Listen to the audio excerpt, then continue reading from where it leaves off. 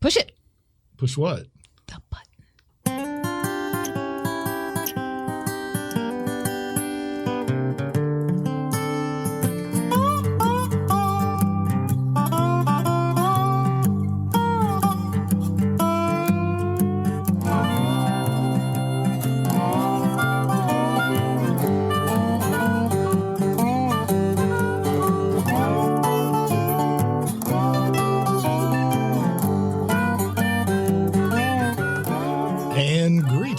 This is the Long in the Boot podcast, the podcast coming to you from the heel of the boot of Southwest Louisiana. I am your host, G Long. Sitting across the way, as always, is Deb. Hello, folks. How you doing, Deb? I'm doing all right. Doing all right? Yes. Yes. Well, this is it. I'm lying to myself. That's what I'm doing. This is it. That's right. It's our last podcast of freedom. Well, this time. Well, until you mean until next time. Next summer? Yes. Oh, well, that's 9 months away. We have to do one school year, one pregnancy. We're back on Sundays. And then we got to go back to Sundays. And putting them out on Wednesdays. Yeah. Well, you try to consistently do that. Yeah. I got a new microphone, so if it sounds a little weird, let me know. And how would you do that? Well, it turns out you can call the Long in the Boot podcast at 337-502-9011 or email longtheboot@gmail.com and say, hey, G, your microphone sounds weird. You sound odd. And or maybe you're just unsure if it's your ears or you. It can be really hard to tell. Maybe they're listening on a new device. Yeah. And podcasts or phones don't necessarily have the best speakers if you're listening to it on a phone either. That's true. So, it could go either way. But anyway, so yeah. That was your segue. 502-9011, longtheboot@gmail.com. And finally, the website where all of the Long in the Boot podcasts from the past and also the future, weirdly enough, is longtheboot.com. I always want to say at. It's just longtheboot.com. Because you were quick and bought that up. Yeah, I did. Yeah. And I also own .net. I'm just not using it because it costs. Because there's no reason. There's no reason. We're not networking. I just bought it. Yeah. Okay. It was there. It was on sale. And it was on sale. It was. All right. That's woman logic. Like long in the boot .ie. There's longintheboot.edu. You can buy anything. Yeah, I know. Yes. So our audience knows. But they would not be true long in the boot. I am a long in the boot. That's true. There you go. Let's move on. Yes, let's. So it is the final podcast before we have to start. Before we go back to school tomorrow, our real job. Yeah. And so meet a whole new group of young people. The education of our youths. Mm-hmm. It's very exciting. Oh, it's very exciting. Going to be an interesting year. New stuff happening. Laws. Yes. Louisiana just had a bunch of new laws be enacted. One of them in particular is of great importance to us. Stirred up a bit of a trouble. So the state passed a law that said kids will not be in possession of cell phones during school. Visible on campus. Visible on campus. And I was looking over some stuff yesterday, and I thought it was really funny. And also, I got to be honest, it kind of made me a little bit angry. Did it? It did. It tweaked you? Yeah. Oh, wait. Let's use the label. It triggered you. Oh, I was triggered. It was a microaggression. You're enraged. But so Vernon Parish went ahead and published their cell phone policy. Their policy. Which I'll bet looks pretty much the same as I would have to think most parishes are going to have. And I was looking at the comments.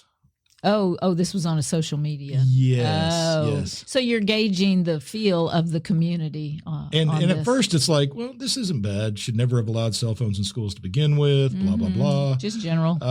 And then it starts going bad really quickly. Wait, stop. How many comments total?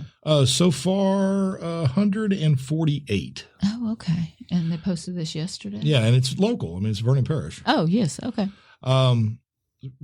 Immediately, people started saying that teachers need to also be held to this, to never, ever use their cell phones on campus, which actually, my cell phone for the past 6 years as a special education teacher, that is my business phone. I mean, for the business of to contact parents and such. To talk to parents. But you're not on your phone No. all day. I read some of the early comments, and the people who were hateful about Well, teachers. there were people who said that teachers were on their phones the entire day. And they weren't teaching and all of this. And Right. and I don't know that. And then we get, of course, So get the phones out of school and put God back.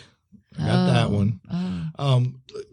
They're not really together. They're Yeah. different things. We need to ban social media, period. You get the comments like, well, they already have laptops and earbuds, Yes, which are banned. Earbuds are banned. The laptop, because can't, people didn't use common sense and realize that I think it's the wording. They loopholes. provide the students with a laptop. Therefore, they're not bringing their own iPad or laptop. They don't need a device because the school has provided them with a device. That makes sense. We have they don't want the students recording the horrific things they're actually teaching children in public school. Oh, so the state decided to get rid of cell phones in classrooms. Well, they got upset last year with all the live sacrifice, to protect, of farm to protect animals. teachers. This has nothing to do with education. And then immediately somebody went, "You're right. Algebra is horrific." And I'm 100% in agreement. Okay, with well, that. I don't want to sit here and just discuss comments on a thread. But and then finally, the parents, my kids are going to have theirs, and if they need to use them, they'll use them. I don't care what they say. Well, I think that might be the fight. Get rid of Chromebooks. I got lots of those. Get rid of Chromebooks. So some parents have had some issues with their students' Chromebook, and it's enraged them. I understand when platforms don't work and when computers and the internet don't work properly, it enrages me too. And the final thing, which I'm going to say, which really is the one that pissed me off the most about this. Oh, about that. Somebody said teachers need to be held to the exact same standards as students. What? On what level do they mean Adults that? need to be held at the same standard as kids, as children. Okay, well, that's a multi-layered statement because I could reverse that and cause all kinds of trouble. Okay. In fact, that brings children acting like adults brings me to another local story real quick. That's right. Okay. Yeah, go there because I'm really done with the cell phone thing. I feel like we're going to be just inundated and overwhelmed. Well, I hope not. Former DeRitter mayor. Oh, you are going straight there? Okay, hang on. Children Before acting like you leave adults that, I know, or adults. but we'll come back for just a second. Okay. I did read a positive story in a state that recently did the cell phone ban, and at the end of the school year, the story was from students' perspective, and they appreciated. They like not having They phones. did like not having it. So if the parents would shut the up, perhaps it can all be okay. Only the parents that we disagree with. Well, those are the ones that are going to be the loudest. I know. The parents who agree with it and want cell phones out of classrooms aren't saying peep because they're happy with it. With the new laws about vouchers, if you don't like public school, man, just take them out, homeschool them, do whatever. All right. You'll find out it's work. Now we can move on to our local office. Well, it turns out the DeRitter mayor, now former DeRitter mayor, is facing rape charges involving a juvenile. It sounds so much more severe that way. It sounds like so, molestation of a juvenile as opposed to rape. Yeah. Well, there's our topic, right? Labels. Well, that's a pretty serious label, and it certainly has connotation. And they gave us a great mugshot also in her Beauregard Parish She's Orange. A lovely lady.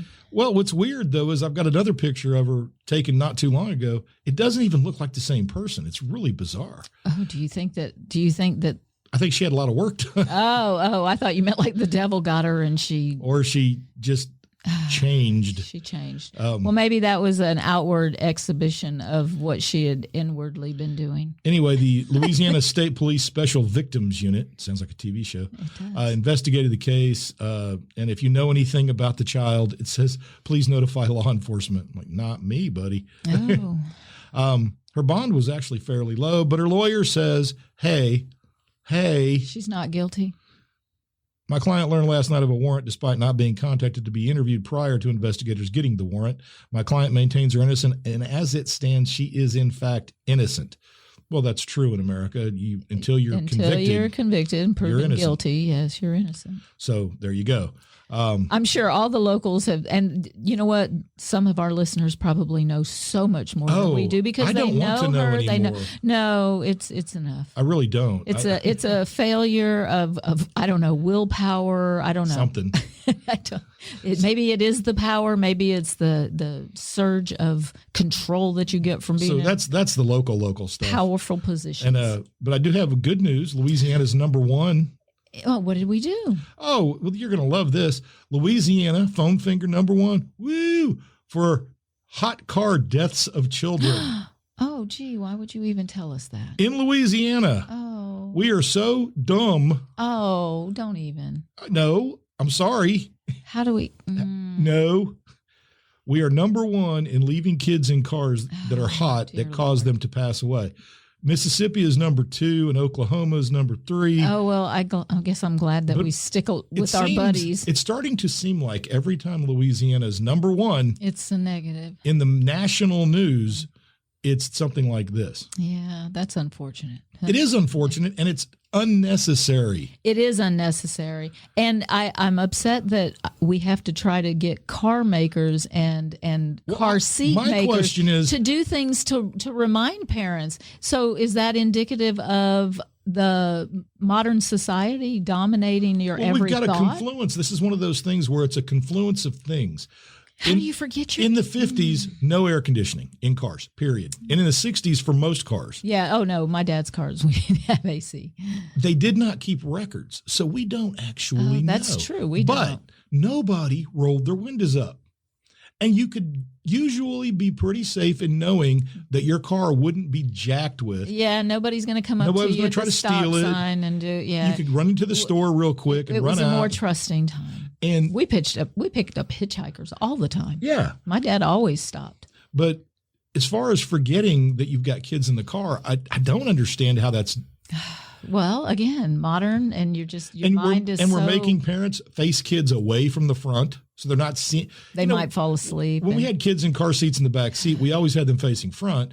So in the mirror, you were constantly looking at your kids. You could not. Yeah. There was no way to forget. And then for safety, we turn them around.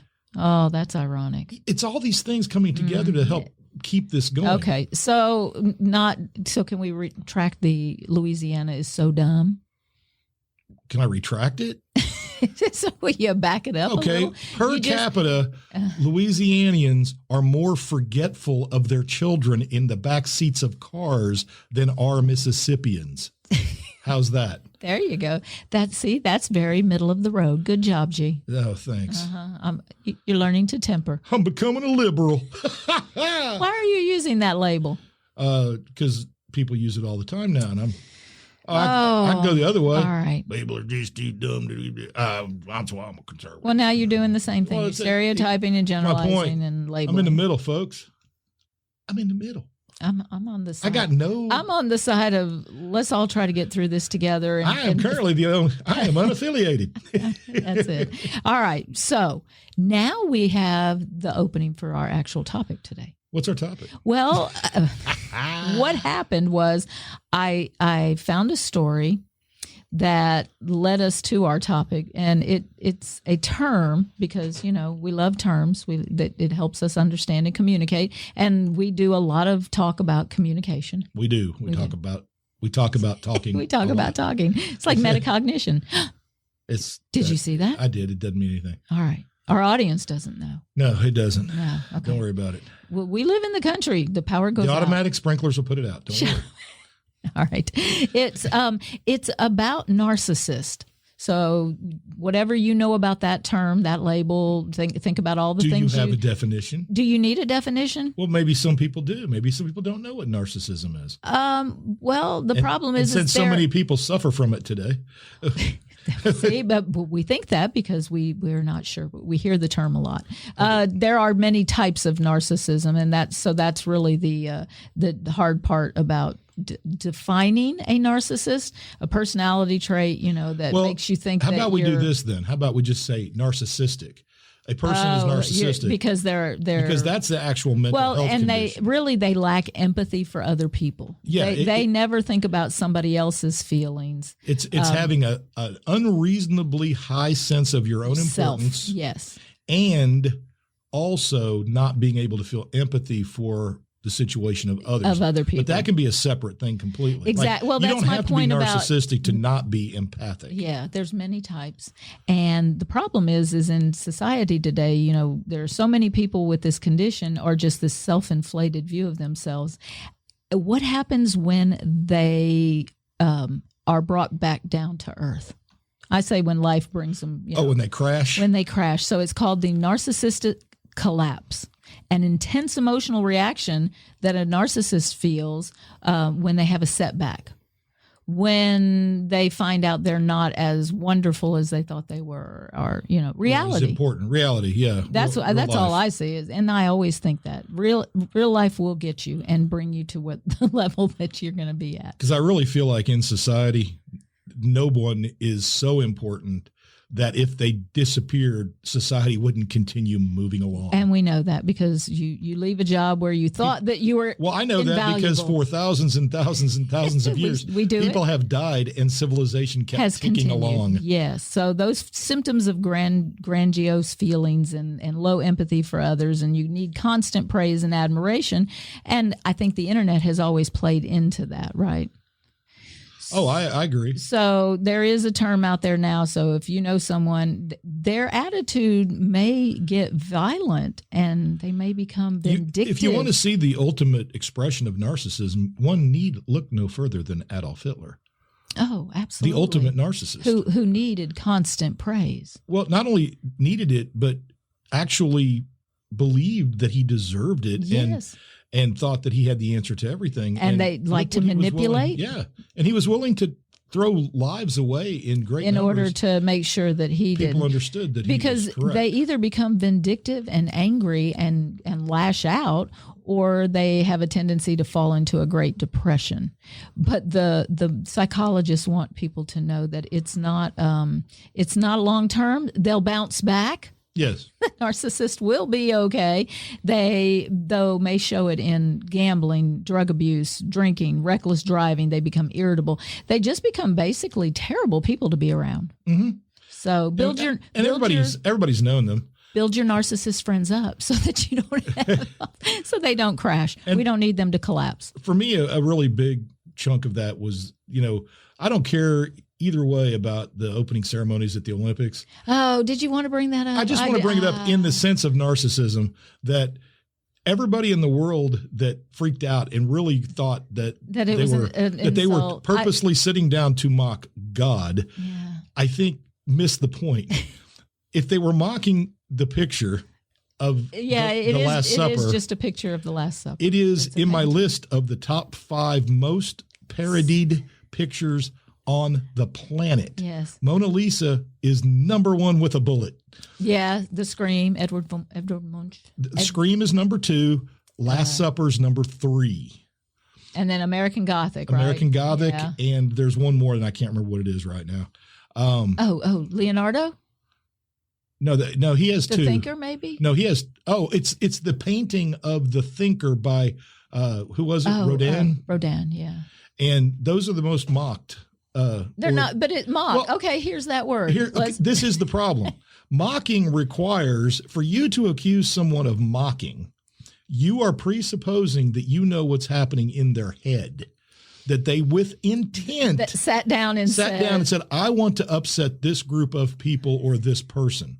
Whereas a parody is simply that. It's like Weird Al Yankovic doing a song. He's not mocking the person who did the song. No. He's parodying it.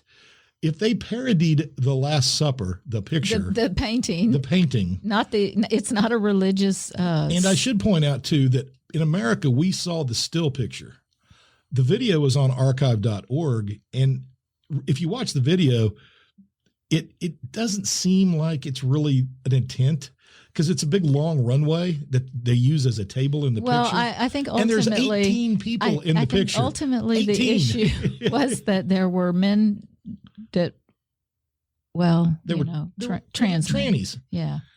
I know that's a bad word. You're now, but using I'm that use label. I don't care. All right. We got to go to our labels. So, but anyway, it's not all I think about, people got upset about the crown thing more than anything else. Mm. And did they have an image, a picture that looked like the Last Supper? Vaguely. Did it also look like the Feast of Dionysus? Vaguely. Was it? And here's the thing. Was it theater? Was it French? Very. Very. Very And good. so I don't think the French don't think about religion. They really don't as a group. If you get out in the countryside, they're more religious. But the French, city, yeah. if you don't know French history, you don't understand their relationship with the church.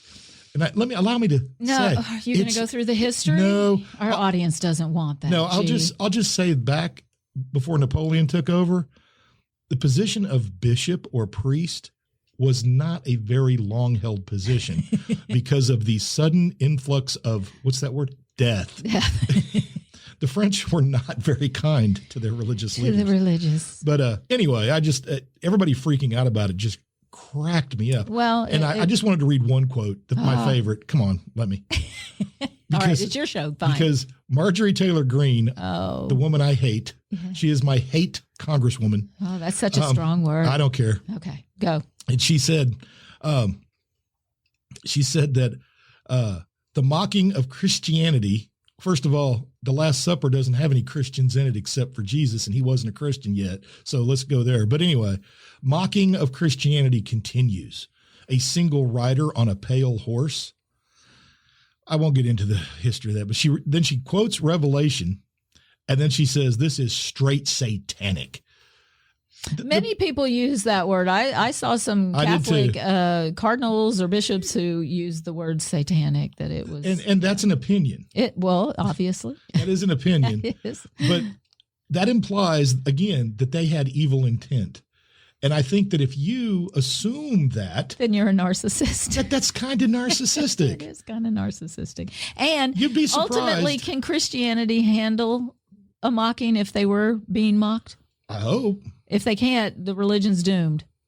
You got to be able to handle it. I would think you'd have to handle it. And I know you hear it. that, well, nobody makes fun of people who, are Islamic. Well, they show a track record of killing people who mock them. Yeah, they can't handle it. Christianity's the better religion. Because we can handle it. Okay, whatever. Or at least, I forgive you. At least now we can handle it. Yeah. Let's not talk about the history. We're avoiding the history. And if anybody would know about people killing people over religion, it would be France, because they've been attacked numerous times by Islamic fundamentalists. Yeah. And people have been murdered. So, yeah, it did. Okay. All right. So, anyway, point is, narcissism. It was narcissist and labels, and people get real touchy about things, and labels often lead to that. That was my point here. I mean, when we use labels to identify, we use labels to categorize, but ultimately most labels that we've been using in society, I would say in the last decade, have come to conflict and separation, because when we use a word like nonconformist or Marxist or socialist, I mean, how long have we as a country, we can't have government funded healthcare. Why?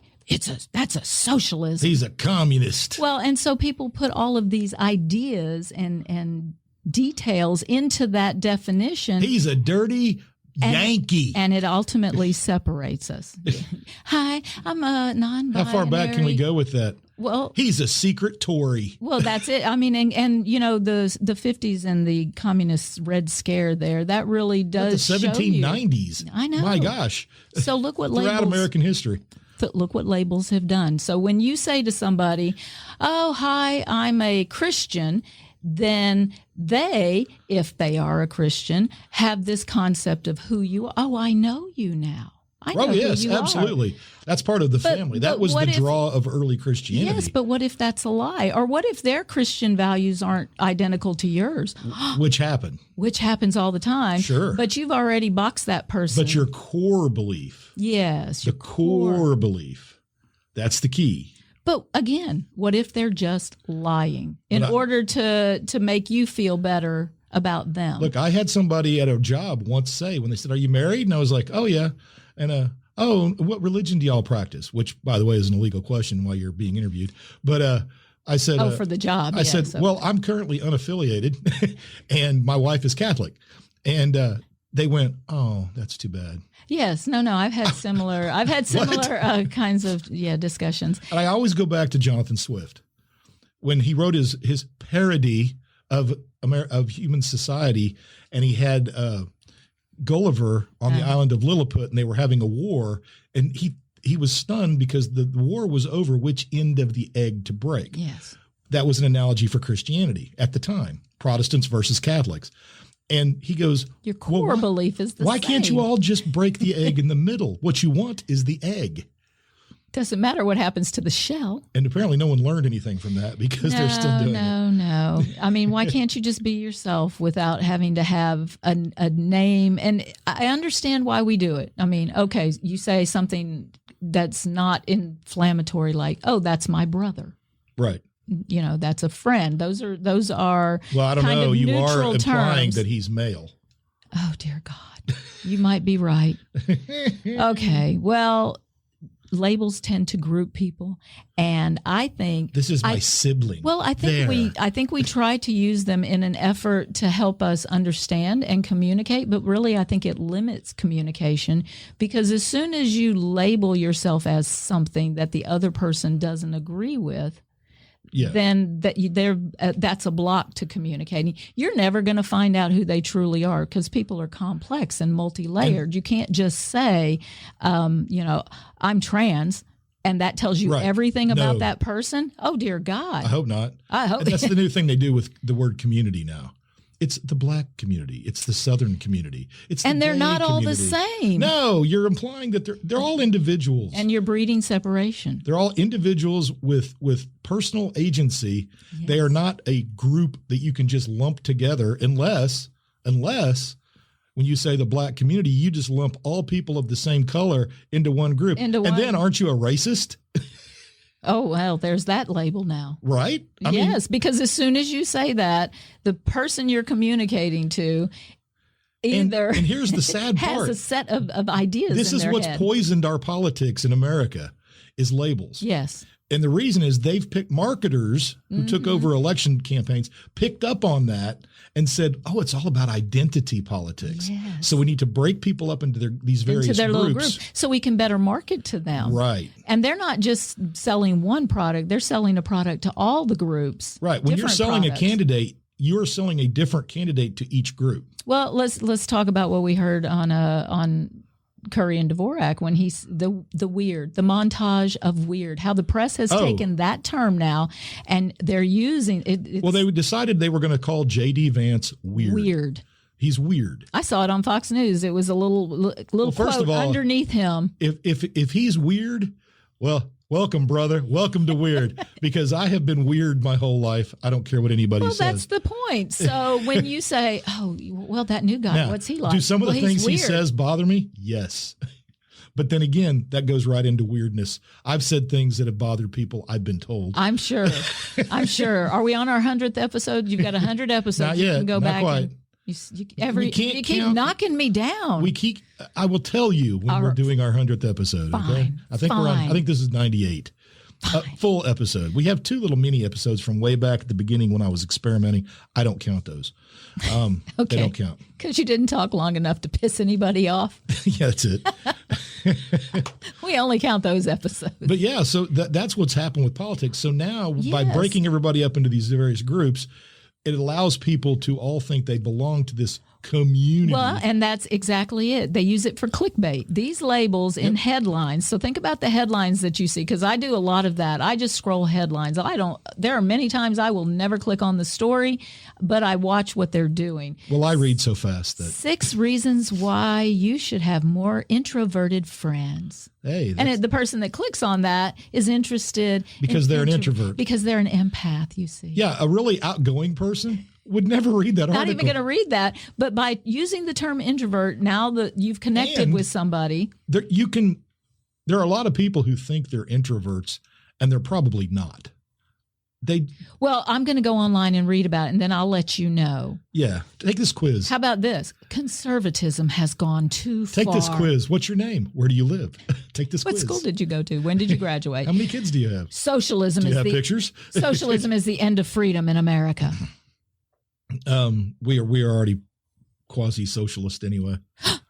Yeah. Yeah. Social Security. I grew up as a kid for a long time not understanding what socialism was, but knowing it was bad. Well, they lumped it in with communism. Yes. Which is not the same thing. They are not the same. We have isms on lots of things. It's not always it's not Just always like communist. We have a country and people constantly talk about our democracy and they're referring to the government. Well, our government isn't a democracy. It's a representative republic.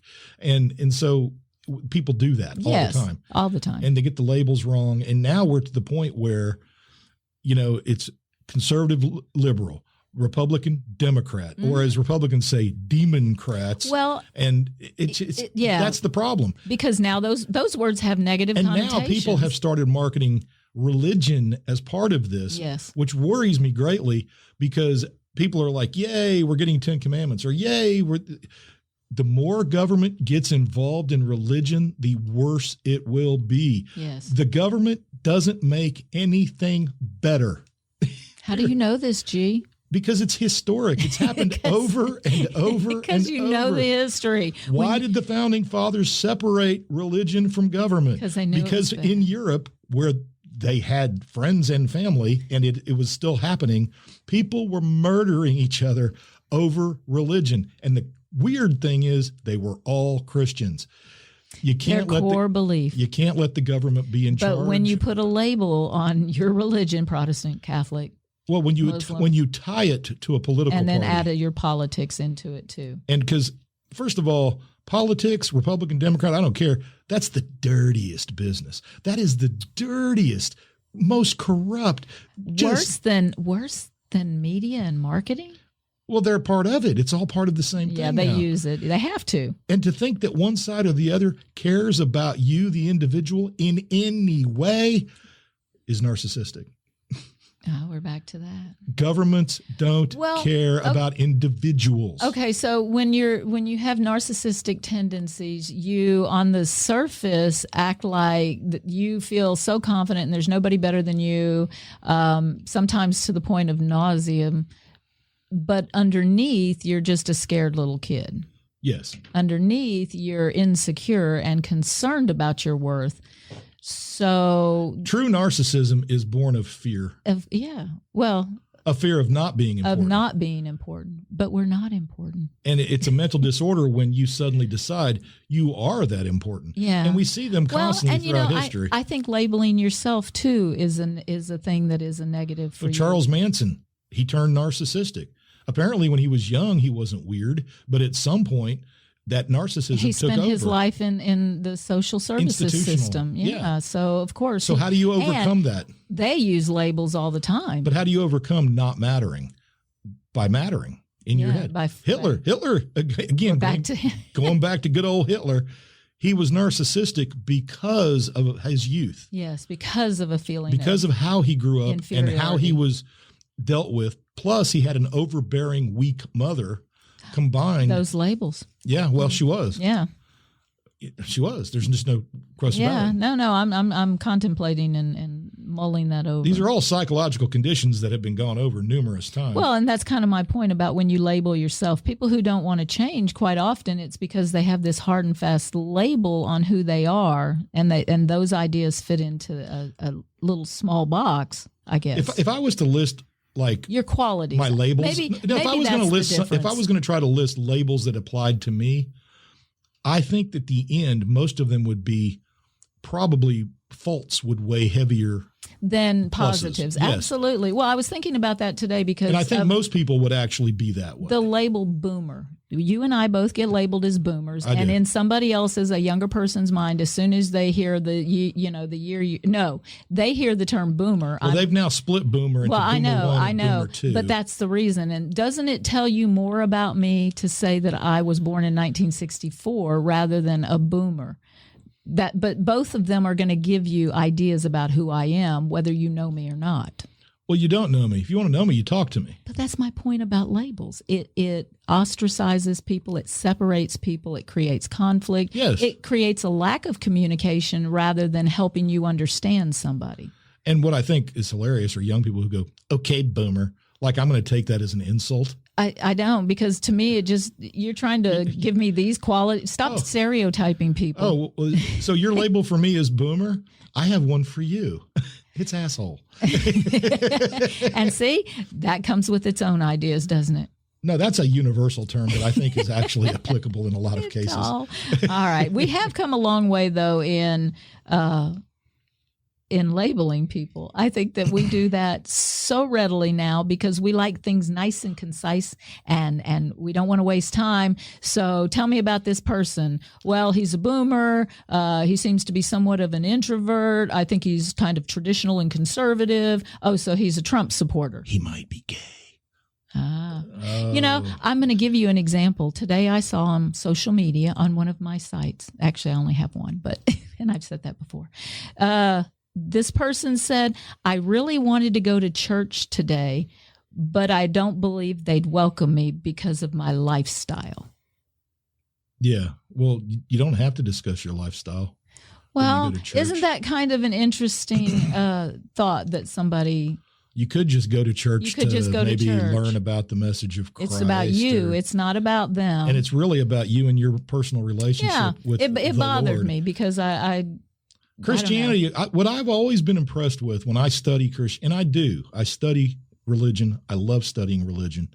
One of the things about Christianity that has always impressed me, and it melds really well with our style of government, is because you have to choose. Mm-hmm. You're not born automatically a quote unquote Christian. In other places with other religions, more domineering authoritarian religions, when you're born, you are that. Mm-hmm. You are a Muslim. Whatever at birth. your family. Okay. In Christianity, you are given the free will to make the choice. That's why coming to America, you're allowed to be who you want to be. Correct. And I think I personally will respect anyone's belief. If they believe in the flying spaghetti monster, I'm going to be like, okay. That's fine. I got nothing to discuss with you about that, but hey, let's talk about this. Please don't hate me. Yeah. That's really my only thing is don't hate me because I don't believe the same thing you believe. Yeah, it was like our good friend Josh said in here in a way. It's tell me what I need to do to get you to love me. At least communicate. But I will work with anybody. That's right. I don't want to have conflict ever. It's not. I don't think it's necessary. But now to save myself in a dark alley, that kind of thing. That's different. That's different. I wanted to make sure that we separate that because I will defend myself. Oh, I'll shank them. But anyway, and now we have this new law again, another new law, Louisiana, out of the hundreds that were passed. I know, and ignorance of the law is no excuse. By the way, so you better know what they passed. Jumping back real quick to the cell phone thing. This administration and these congressmen that everybody voted in, they're the ones that made the law. Don't blame Vernon Parrish. Don't get mad at teachers. Well, that was your point on the post, right? I said that. You vote people in. You voted these people in. Elections have consequences. Yeah, when you good vote or bad. Somebody, know who you're voting for. Welcome to a free representative republic. Choice matters. So they also passed a law now, besides that one, which was the gender identity laws. They passed two of them. One will prevent gender identity discussions in Louisiana public schools and give teachers the right to ignore an LGBTQ student's preferred name and pronoun.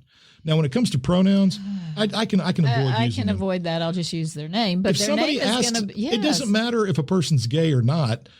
If a student says, "Hey, I want to be called," I'll use it again, Spaghetti Bob. All right, Spaghetti Bob. I'm just going to call you Bob. Yes.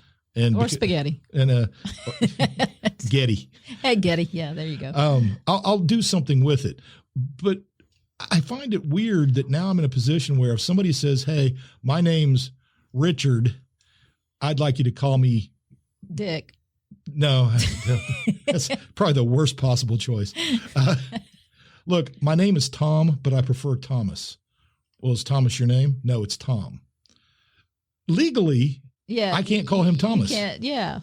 But you know what? Unless I contact his parents and they ask them. agree. You know, I'm sorry. I will call a student what they'd like to be called because they're another human being, and they're asking me to have them call them that.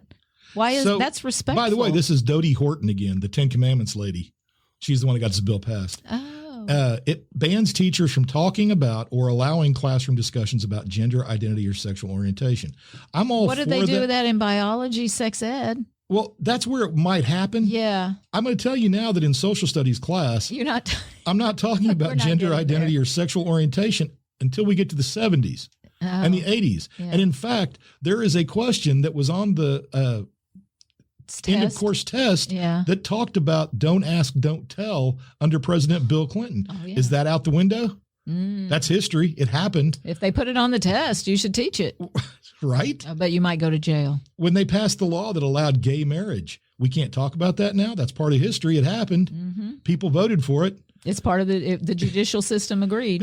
And she says, our children are to be taught, not indoctrinated or confused. Parents have the right to raise their children consistent with their own beliefs. This bill isn't anti-anyone or anti-lifestyle choice. That's a false narrative. Well, it sounds like it's anti-information in history. They're presupposing that these conversations were happening all the time in classrooms. Who was doing that? And if that teacher was doing that, get rid of them. But they don't have their cell phones to record it anymore. They have in the past. if somebody is in a class literally indoctrinating kids in anything, whether it's politics, religion, sexual identity, your job as a teacher is not to indoctrinate. No. It's to teach children how to want to learn, to teach children how to ask questions to get information. Our job is to produce citizens. Yes. Thinking citizens. That can rationalize and reason. And it seems sometimes that the government is more interested in making sure we don't teach them too much, especially when it comes to history. Yes. That's true. Well, you know, the whole idea of the labeling theory it started in the 19th century, but in the 60s when this guy Howard Becker came up with the concept, he was a psychologist, sociologist. He said that social groups create deviancy by making rules and laws whose infractions make it a deviancy. Like society, some of them. Society creates the laws or creates just rules. Yes. You have to have sex with a man if you're a woman, and if you're society. Society has deemed that the norm, and therefore, if you are not the norm, you have made that person a deviant and therefore the label of gay or homosexual becomes anti-society or anti the people who made the rules, the laws. Right. So that was his basic concept. His book was called Outsiders, not The Outsiders by S.E. Hinton, but Outsiders. And the labeling theory, he's the one famous for doing that. Well, and it's a good theory, and it makes sense. Yeah, he saw society. But they've been doing it all along. Oh, yeah. Society's always done. There are people who think that there's a religion called paganism, but in fact, that's a new thing. Originally, pagans were people outside of the empire. It didn't matter where they were from. They were pagans. Didn't matter what they practiced. They didn't practice the empire's chosen faith of Christianity. Therefore, they were pagans. They were just pagans. And later they became a motorcycle group. But and they're passing laws. They passed a law in Congress today or yesterday. Well, that's why it matters who you put in office. It does. Because they're going to create rules or laws that may make you the deviant, that may make you the violator of society's norms. Right. And that's really what we're talking about, especially when we get into those gender things. Yes. It's something that's new. We didn't have these questions in the 70s, and people were like, it was better then. It wasn't better. We just didn't have the conversations, and we certainly didn't have the social media engine of narcissism. Yeah. And what do you see? Headlines and labels. Headlines and labels. And it just makes you mad, and there's more of them out there, and blah, blah, blah. And it's scary that it is terrifying. That's why people act the way they do. Well, and we have a problem now because people have decided that words, 70% of college students in a survey from the Knight Foundation, 70% of college students say speech can be as damaging as physical violence. And I'm here to tell you that's absolutely wrong. That's just not true. I could say all kinds of things, the most vile things. You can say a lot of things I could say to me. anything to you. But if I break your arm, I bet you I know which one you'll say is worse. I'm sure. And you can process. We're not talking about somebody in domestic abuse situations. No. They get humiliated on a regular basis by somebody. Sticks and stones may break my bones, but words can never hurt me. Words can cause you some mental anguish, but physically, you can walk away. But if I'm just getting into a conversation, we're not talking about your loved ones who tell you this all the time. We're talking about just in general discussion. You can't even have a conversation on Facebook. But what's happened on college campuses now is people are not saying things because they're worried that other people will find it offensive and they will be targeted, probably with a label. So that group, then the fearful group, they don't speak out. They keep their mouth shut. But the people who aren't that fearful, or they're not fearful in that way of offending or upsetting anyone, those are the ones we're going to hear from. 44% of college students reported feeling uncomfortable because of something someone said in reference to race, ethnicity, religion, gender, or sexual orientation, whether or not it was directed at them. Oh, wow. So they were uncomfortable. I heard it at a table next to me, and I was upset. I was upset. I was triggered. These are simple, mild disagreements that we used to have that we blow up out of proportion into some kind of huge thing. I think the phrase is mountain out of a molehill. And the First Amendment, which also protects religion, by the way, protects free speech. They go together. Yeah. And you don't have a right to not be offended. You do have a right to walk away. But you can just, move on. Move past it, people. And I thought, well, that's to college. And then I saw the next poll. More than half of Americans in this poll think the First Amendment may provide too many rights. Oh, no. Oh, they're going to work with that, aren't they? 1 out of every 2 Americans wishes that we had fewer civil liberties. No, you know what they really wish? They really wish we didn't have the damn internet. We don't need to know what everybody's thinking and feeling and believing and spouting every minute of the day. Free speech in America we all have to stop. Is so in danger. We have to stop. Absolutely. Okay, so look at the irony. Because we have so much freedom to speak in social media, in the internet world. Yes. We have so much freedom now. Well, everybody thinks that their words are the most important. Now words. we have to, because we're all narcissists. We've created a narcissistic nation. We're all influencers. And here we are, narcissistic enough to think that we should talk on and broadcast. Of course, nobody has to listen. No. And I'm comfortable with that, too. Well, I was from the beginning. This is our date. This is my date time. So, have we surpassed our time? We're getting close. We're getting close. But I have to go back to good old Governor Landry one more time. Oh, one more time. Got to go to the well just one more time. Right. He was on Talk Louisiana with Jim Inkster, who is an ancient broadcaster, well respected, great broadcaster. Well, those are all good labels, except maybe the ancient. Well, sorry, he's close to death. Call it what you will. He's not as old as Biden. There you go. That's the end, folks. Governor Landry was his guest, and they were talking about the 10 Commandments in every classroom. And these are some quotes from our governor. You can call me naive, but I never believed that it would be such a hot topic. Oh. So what? He really just were you living in a bubble? Yeah. Well, he just lives in a place where everybody's like him. No, he knows. First of all, he's a damn lawyer. He knows better than that. Yeah, he knew it was going to be. You can call me naive, but I never believed. You're lying. I'll call you what you are. You're a liar. You're a liar. Now wait. But he wanted the fight. I know. This is what bothers me, though, is this next one. Landry argues that the 10 Commandments are the foundation of our rule of law, and they are woven into the fabric of American laws.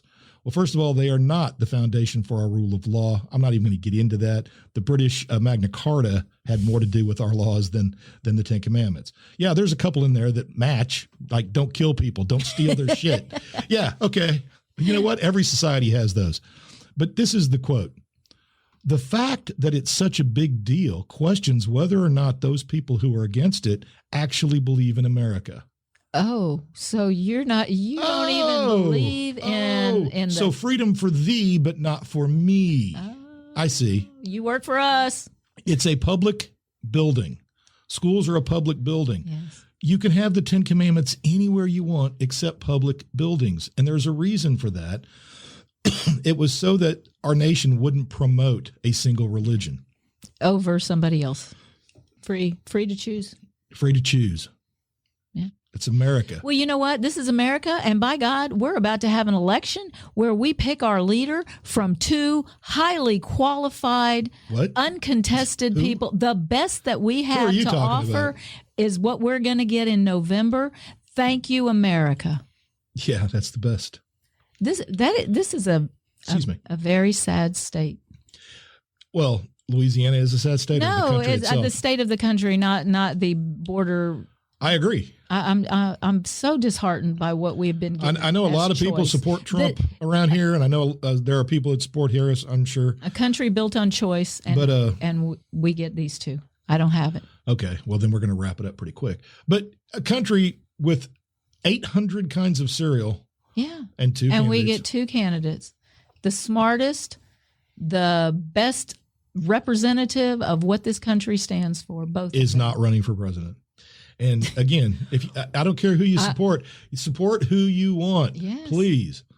Please get out there and vote. And young people, you need to start getting in office. Pay attention. Read. Read. The control factor here has been terrible. Reading. Yeah, you got to read. It is fundamental. All right. I know. There is no solution, and whatever is going to happen is going to happen. Yeah, it is dry right now. So, anyway. There's nothing to be done about it, Glenn. No. All I know is the things that I say are, in fact, the most important things. And I have all the answers. Well, I've been with you for 40 years, and that is a statement I'm making. With intent. With intent? I don't know. I won't label you, sir. I love you, my dear spouse. Oh, yeah. I love you too. You know what? Your joy is portable. Take it to the voting booth. Take it somewhere. Put it in a sack. Take it with you. Stuff your joy in a sack and take it with you. We're going to go do some educating. Oh, well, welcome to the 24-25 school year. Yeah, I'm excited. Y'all get your Can't wait to see all those faces. Y'all get your kids ready. Clean them up shiny and bright. And learn them some facts. There you go. That's facts. Right. Facts. Not indoctrinating. That's right. No indoctrination here, buddy. And I'm not on my cell phone. Just read history. It'll do the indoctrinating for me. There you go. You want labels. Make your own opinions. There you go. Wow. That's weird, huh? Free thinker. Oh, yeah. All right. Make your own choices. All right. Bye, folks. See you in 2. See you in 2 weeks.